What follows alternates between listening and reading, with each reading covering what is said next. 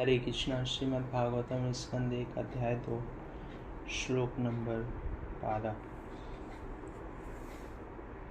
तच्च दधाना मुनयो ज्ञान वैराग्य युक्तया पश्यन्त्यात्मी चात्मानं भक्त्या श्रुतगृहीत्या। ज्ञान तथा वैराग्य से समन्वित गंभीर जिज्ञासु या मुनि वेदांत श्रुति के श्रवण से ग्रहण की हुई भक्ति द्वारा परम सत्य की अनुभूति करता है।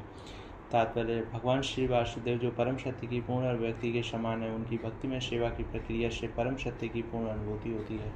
ब्रह्मा उनका दिव्य शारीरिक तेज है और परमात्मा उनका आंशिक स्वरूप है। फलतः ब्रह्मा या परमात्मा की अनुभूति परम सत्य की आंशिक अनुभूति मात्र है।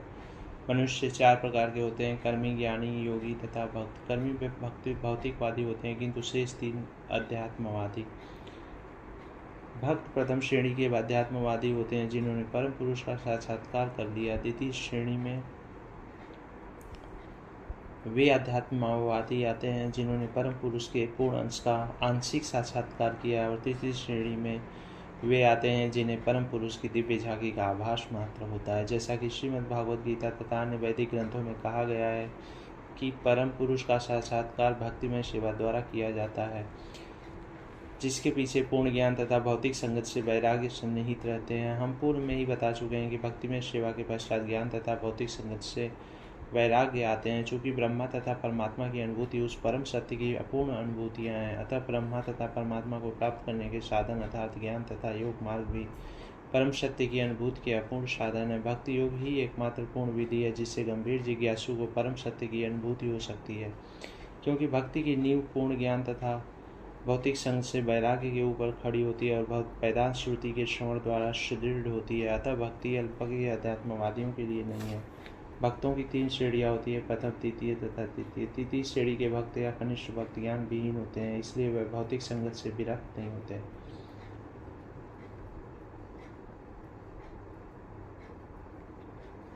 वे तो मंदिर में अर्च विग्रह की पूजा की प्रारंभिक प्रक्रिया के प्रति ही आकृष्ट होते हैं। ऐसे भक्त भौतिक भक्त कहलाते हैं। ऐसे भक्त आध्यात्मिक लाभ की अपेक्षा भौतिक लाभ के प्रति अधिक आसक्त रहते हैं।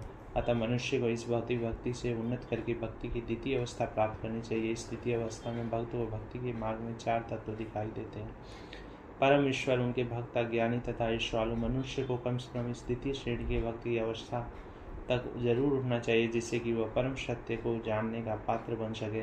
अतः तृतीय श्रेणी के भक्त को भक्ति संबंधी अनुदेश श्रीमद् भागवतम के प्रामाणिक स्रोतों से प्राप्त करने होते हैं। प्रथम श्रेणी का श्रीमद् भागवतम सुस्थापित भक्त है और द्वितीय है भागवतम जो ईश्वर का संदेश है। अतः तृतीय श्रेणी के भक्त को भक्ति के उद्देश्यों की शिक्षा लेने हेतु किसी सच्चे भक्त के पास जाना होता है। ऐसा भक्त कोई व्यवसायी भक्त नहीं होता।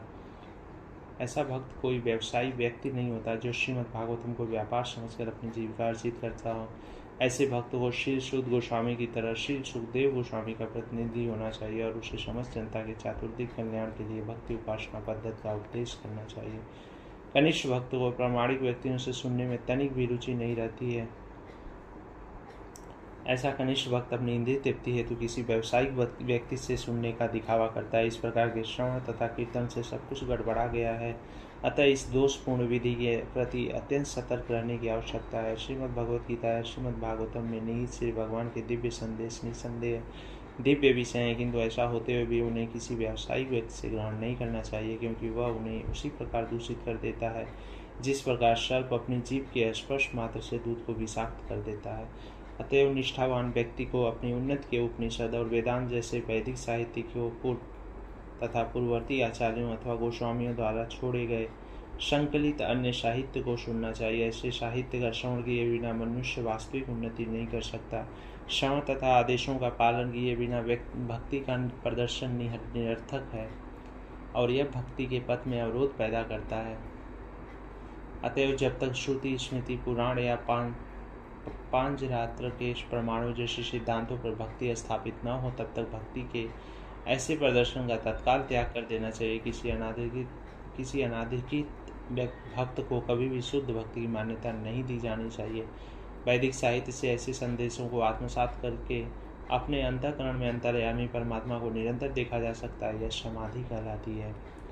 अतः पुंभी दीर्घश्रेष्ठा वर्णाश्रम विभागश स्वनुतिष्ठ्य धर्मस्य संसिद्धिरितोषणम्। अतः हे दीर्घश्रेष्ठ, निष्कर्ष यह निकलता है कि वर्णाश्रम धर्म के अनुसार अपने कर्तव्यों को पूरा करने से जो परम सिद्धि प्राप्त हो सकती है वह है श्री भगवान को प्रसन्न करना। तात्पर्य, विश्व भर में मानव समाज 4 वर्णों तथा 4 आश्रमों में विभक्त है। 4 वर्ण है: बुद्धिमान वर्ग, योद्धा वर्ग, उत्पादक वर्ग तथा श्रमिक वर्ग। ये वर्ण अपने कर्म तथा गुण के अनुसार विभाजित किए गए हैं, जन्म के अनुसार नहीं।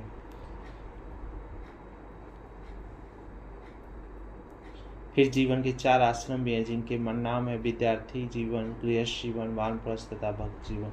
मानव समाज का परम हित इसी में है कि जीवन इसी प्रकार विभाजित हो, अन्यथा कोई भी सामाजिक संस्था स्वस्थ विकास नहीं कर सकती। इनमें से जीवन के प्रत्येक विभाग का लक्ष्य परम सत्ता श्री भगवान को प्रसन्न करना है। मानव समाज के इस संस्थागत कार्य को वर्णाश्रम धर्म के रूप में माना जाता है, जो सुसंस्कृत जीवन के लिए अत्यंत स्वाभाविक है। वर्णाश्रम धर्म का निर्माण इसीलिए किया गया है कि परम सत्य की अनुभूति हो सके। इसका निर्माण एक विभाग का दूसरे पर कृत्रिम अधिपत्य के लिए नहीं किया गया है। जब इंद्रिय तृप्ति की अत्यधिक आसक्ति के कारण जीवन का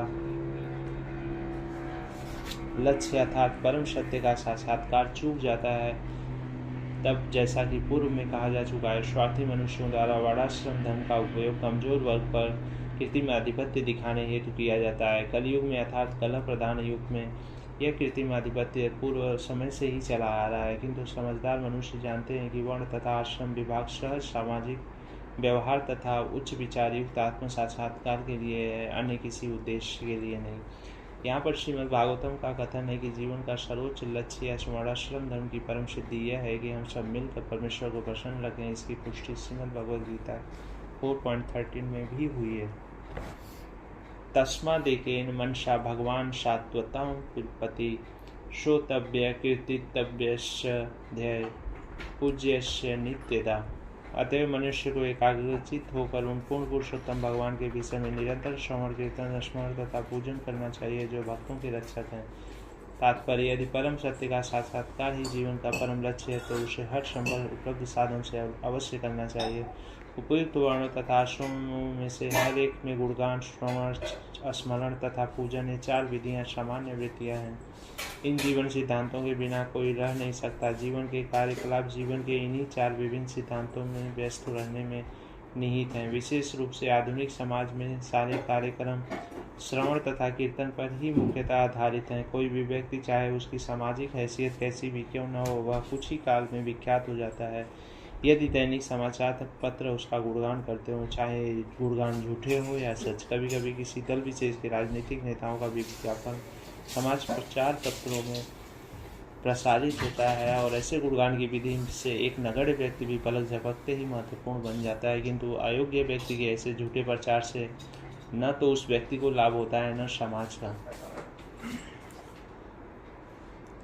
ऐसे प्रचार की क्षणिक प्रतिक्रिया तो हो सकती है, किंतु उसका कोई अस्थायी प्रभाव नहीं होता। अतः ऐसे कार्य समय का अव्यय है। गुणगान तो उन पुरुषोत्तम भगवान का करना चाहिए जिन्होंने हमारे सामने प्रकट होने वाले प्रत्येक वस्तु की सृष्टि की। हम इसकी इस विस्तृत व्याख्या श्रीमद् भागवतम के जन्मादृश्य वाले प्रथम श्लोक के आरंभ में ही कर चुके हैं। अतः अन्य व्यक्तियों का गुणगान करने या अन्य व्यक्तियों के विषय में सुनने की प्रवृत्ति को गुणगान के वास्तविक लक्ष्य परमेश्वर की ओर मोड़ना चाहिए। इससे सुख की प्राप्ति होगी। यदनुध्यासिना युक्ता कर्म ग्रंथि निबंधनम छिदन्ति को विदास्त को न कुर्या कथा रतिम। हाथ में तलवार लिए बुद्धिमान मनुष्य श्री भगवान का स्मरण करते हुए कर्म की बधी हुई ग्रंथि को काट देते हैं। अतएव ऐसा कौन होगा जो उनके संदेश की ओर ध्यान नहीं देगा। तात्पर्य, आध्यात्मिक स्फुलिंग के भौतिक तत्वों के संपर्क में आने से एक ग्रंथि उत्पन्न होती है। अतः जो सकाम कर्म के चक्र से मुक्त होने का इच्छुक होता है, उसे इस ग्रंथि को काटना होता है। मुक्ति का अर्थ है कर्म के चक्र से छूटना। जो व्यक्ति निरंतर श्री भगवान की दिव्य लीलाओं का स्मरण करता है, उसे स्वतः यह मुक्ति मिल जाती है। इसका कारण यह है कि परम भगवान की समस्त लीलाएं भौतिक शक्ति के गुणों से परे होती है। ये समस्त दिव्य लीलाएं परम सर्वाकर्षक होती हैं और इस प्रकार श्री भगवान की दिव्य लीलाओं का सतत सानिध्यबद्ध जीव को क्रमशः आध्यात्मिक बना देता है तथा अंततः उसकी भौतिक बंधन की गांठ कट जाती है।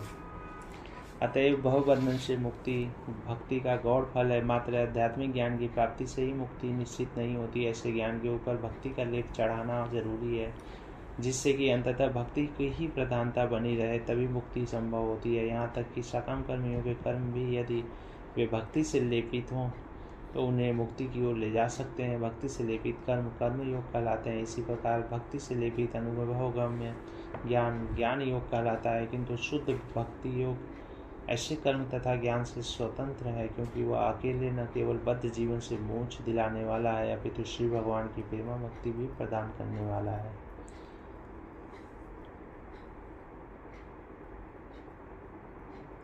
अतएव किसी भी ऐसे विवेकशील व्यक्ति को जो मध्यम स्तर के अल्पज्ञ व्यक्ति से श्रेष्ठतर है, श्री भगवान के बारे में श्रवण करके, उनका गुणगान करके, उनका ध्यान तथा पूजन करके निरंतर उनका स्मरण करना चाहिए।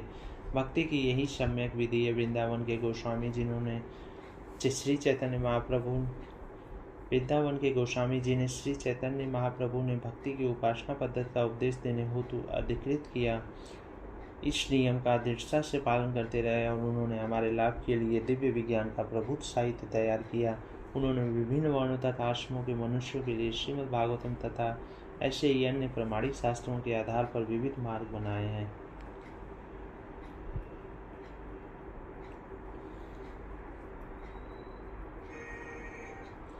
शुश्रूषो श्रद्धानस्य वासुदेव कथारुचि श्यान्मः सेवया विप्रा पुण्यतीर्थ निषेवणात्।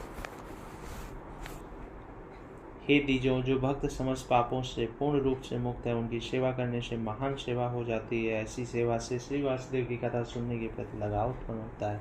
तात्पर्य जीव के बद्ध जीवन का कारण श्री भगवान के विरुद्ध विद्रोह है। कुछ व्यक्ति ऐसे हैं जो देव कहलाते हैं और कुछ ऐसे हैं जो असुर कहलाते हैं, क्योंकि ये परमेश्वर की सत्ता के विरुद्ध रहते हैं। श्रीमद् भगवद गीता के 16वें अध्याय में असुरों का विशद वर्णन किया गया है, जिसमें कहा गया है कि उन्हें जन्म जन्मांतर अज्ञान की निम्नतर अवस्थाओं में रखा जाता है, तब वे निम्न पशु योनियों में गिर जाते हैं, जिससे उन्हें परम सत्य श्री भगवान की कोई जानकारी नहीं रहती है। सो श्री भगवान की इच्छा अनुसार उनके मुक्त सेवकों की कृपा से विभिन्न देशों में धीरे धीरे इस चेतना में परिशोधित किए जाते हैं। ईश्वर के ऐसे भक्त श्री भगवान के अंतरंग पार्षद होते हैं, और जब वे समाज को ईश्वर विहीन होने के खतरे से बचाने हेतु आते हैं, तब वे ईश्वर के शक्तिशाली अवतार, उनके पुत्र, उनके दास या उनके पार्षद कहलाते हैं। किंतु इनमें से कोई भी अपने आप को ईश्वर कहने का अनुचित दावा प्रस्तुत नहीं करता, या तो असुरों द्वारा घोषित निंदा है, और ऐसे असुरों के दानवीय अनुयायी भी इन बहुरूपियों को ईश्वर या उनका अवतार मान लेते हैं। प्रामाणिक शास्त्रों में श्री भगवान के अवतार के विषय में निश्चित जानकारी मिलती है। जब तक प्रामाणिक शास्त्रों से पुष्टि न हो जाए, तब तक किसी को ईश्वर या ईश्वर का अवतार नहीं मानना चाहिए।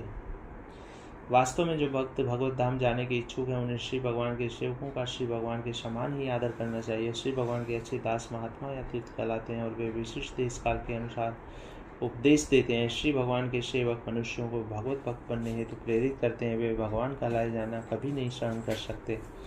यद्यपि श्री चैतन्य महाप्रभु प्रामाणिक शास्त्रों के निर्देशानुसार साक्षात भगवान थे, किंतु उन्होंने एक भक्त का आचरण किया। जो मनुष्य उन्हें ईश्वर रूप में जानते थे, वे उन्हें ईश्वर कहकर पुकारते थे, किंतु तब वे अपने कानों को हाथों से बंद करके भगवान श्री विष्णु के नाम का उच्चारण करने लगते थे। वे ईश्वर को ईश्वर कहलवाने का कड़ा विरोध करते थे, यद्यपि वे निस्संदेह साक्षात भगवान थे।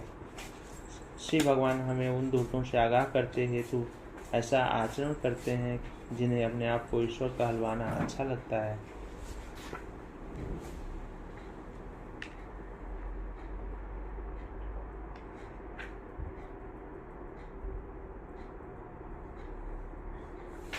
ईश्वर के दास ईश्वरीय चेतना का प्रसार करने हेतु आते हैं। बुद्धिमान मनुष्यों को उनके साथ हर प्रकार से सहयोग करना चाहिए। श्री भगवान अपनी प्रत्येक सेवा की अपेक्षा अपने दास की सेवा किए जाने से अधिक प्रसन्न होते हैं। श्री भगवान तब अत्यधिक प्रसन्न होते हैं जब वे यह देखते हैं कि उनके भक्तों का समुचित आदर हो रहा है, क्योंकि वे श्री भगवान की सेवा के सभी प्रकार के कष्ट उठाते हैं, अतः वे उन्हें अत्यंत प्रिय होते हैं। श्रीमद् भगवद गीता 18.69 में श्री भगवान घोषित करते हैं कि उन्हें उस भक्त के समान अन्य कोई प्रिय नहीं है जो उनकी महिमा का प्रचार करने हेतु अपना सर्वस्व संकट में डाल देता है। श्री भगवान के सेवकों की सेवा करके धीरे धीरे उन सेवकों के गुणों को प्राप्त किया जा सकता है और इस प्रकार व्यक्ति श्री भगवान की महिमा सुनने के योग्य बन जाता है। श्री भगवान के विषय में सुनने की उत्सुकता भगवत धाम में प्रवेश पाने हेतु पहली योग्यता है। हरे कृष्ण।